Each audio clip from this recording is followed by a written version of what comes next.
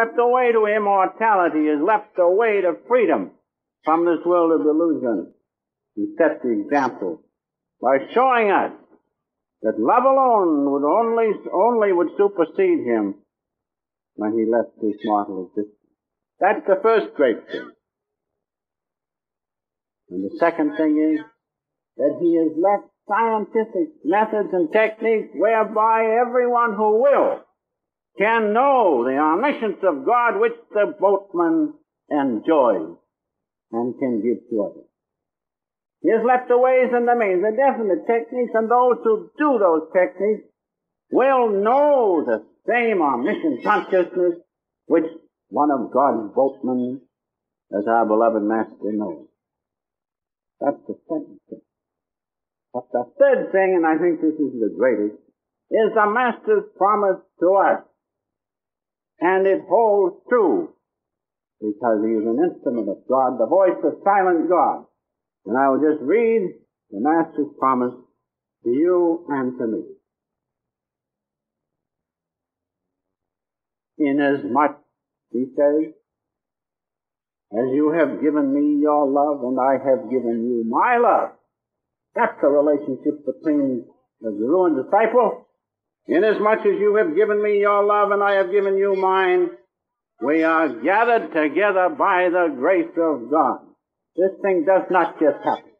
It is God's grace that brings us together. When millions of people are left out, so to speak, isn't it the grace of God that does that? So the Master says that. Then he says, God is the head of our family, and I am his son. I am one with the great Gurus and Christ. And those that are in tune with me shall see God. Understand this. These are facts, this is truth. Those who are in tune with the channel of God, really in tune, as he sees God, so they shall see God. That's the Master's promise to us. And he concludes, those that are in tune with me will find that I shall stoop down from heaven to make them realize the love of my Father. That's the Guru's promise to us. Three great things: his teachings, his example, the methods whereby we too can enjoy the great omniscience of God's presence, and besides those two things, a promise that he will always be with us. Nothing can part us from the omniscience of God. And while we're struggling along, he will stoop down, if we falter, and lift us once more into the omniscience of God's presence. That's what the Guru can do for you. That's what the Guru can do for all of us. That's what the Guru will do for all of us, if we but accept and follow honestly and sincerely. Now God's boatman, or your Guru, my Guru, is ordained through spiritual law to help you and to help me. For instance, Sri Chassaji told our Master these beautiful words, and the Master says the same thing to us. He said to him, I shall be your friend forever, because God asked me to bring you home. Isn't that beautiful? Same relationship with you and your Guru, same relationship with me. I shall be your friend forever and forever and forever, not just in this life, but eternally. Why? Because God asked him to bring the Master back home to him. And that's what the Guru says to each and every one of us. That's why I realize God's boatman is so important. In this, we find the answer. If you really want to find God, you have to find the channel. And if you find the channel and follow it, you will surely receive the omniscience of God as that channel receives it.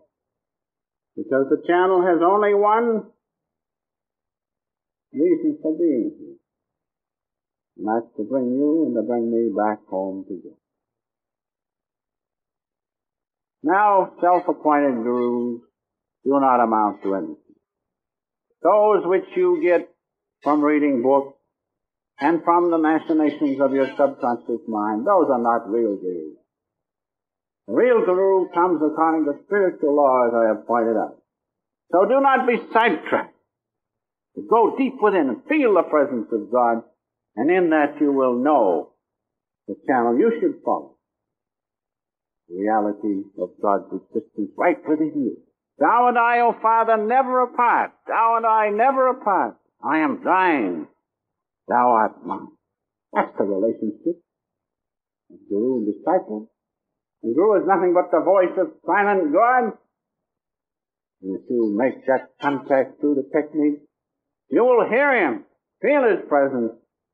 No, he is never apart from you. Such is the omniscience of our one Father, who comes to us as our guru and has come through the ages as many gurus to many, many souls. And so, the guru is the voice of God. Come to serve others, bring them back home, across this lake of delusion, the sea of Maya and dust.